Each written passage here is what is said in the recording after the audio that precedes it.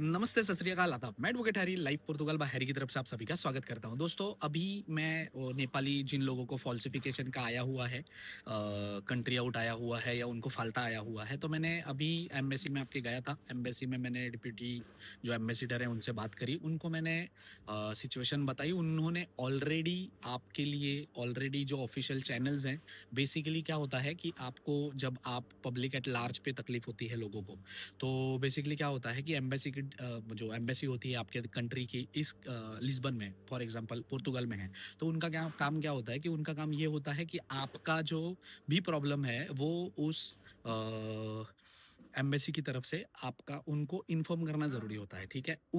मैंने आज उनसे बात करी है आधा पौना घंटे में, तो उन्होंने ऑलरेडी बताया हुआ है कि हमने ऑलरेडी जो ऑफिशियल लेटर्स डालने होते हैं, जैसे एम्बेसी ऑफिशियल अपनी तरफ से अपने लोगों के लिए कोई भी जो लेटर्स है वो इशू करवाती है, वो उन्होंने आईमा को भेजा हुआ है। उन्होंने मीटिंग रखी थी आईमा वालों के साथ, जो आईमा के हेड थे उनके साथ।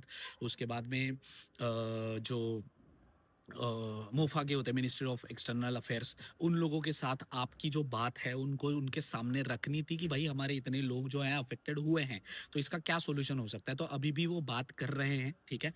तो बात कर रहे हैं, उसमें अभी आपको क्या है, कई लोगों का आया हुआ है पोर्टल पे और कई लोगों को कंट्री आउट आया हुआ है। तो उन्होंने क्या करना है, मेरे ख्याल से, ये मैं कह रहा हूँ, मैंने इन जनरल, मेरे को उन्होंने ये नहीं बोला कि आपको कोर्ट केस करना चाहिए या कुछ भी, पर मैं अपने पर्सनल लेवल पे आपको बोल रहा हूँ कि आपका जो कंट्री आउट आया होगा, तो आपके पोर्टल पे आपने नई पीसीसी बनवा के जो डिक्लेरेशन यहाँ से दे रहे हैं आपके नाम और नंबर के साथ, वो तभी आपको डिक्लेरेशन दे रहे हैं आपके नाम और नंबर के साथ जब आप पुलिस स्टेशन में जाके अपने आप का एक, मेरे साथ फ्रॉड हुआ है ऐसा विक्टिम बोल के आप जब पुलिस कंप्लेंट करते हो, वो पुलिस कंप्लेंट लेके आते हो, तब जाके वो आपको एक ऑफिशियल डिक्लेरेशन देते हैं। उसमें एक नंबर भी होता है जो आपके डिक्लेरेशन के ऊपर होता है, जिसमें उन्होंने ऑफिशियली ये चीज़ करी हुई है। आपको देखना है तो आप अपने जो एम्बेसी ऑफ नेपाल है उसके पोर्टल पे भी चेक कर सकते हो कि उन्होंने ऑलरेडी प्रेस रिलीज करके रखा हुआ है, ठीक है?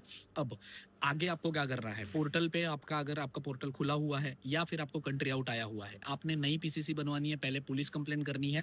पुलिस कंप्लेन करके अपने एम्बेसी में आना है, एम्बेसी में आके एक डिक्लेरेशन लेना है जिसमें आपका नाम, एमआई नंबर और आपका पासपोर्ट नंबर डाल के वो आपको डिक्लेरेशन देते हैं। उसके जो भी चार्जेस है ऑफिशियल वो देने हैं आपको।